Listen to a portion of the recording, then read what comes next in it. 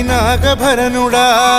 జగములు పాలించిన ఓంకారనాథుడా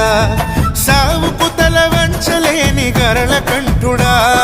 కాటిలో కాలాన్ని గడుపుడేంది శంకరా సంతాన జవలె వట్టి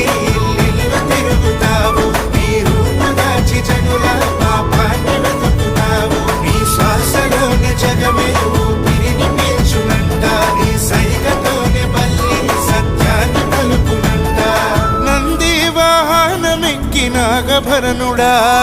జగములు పాలించిన ఓంకారనాథుడా సావుకు తల వంచ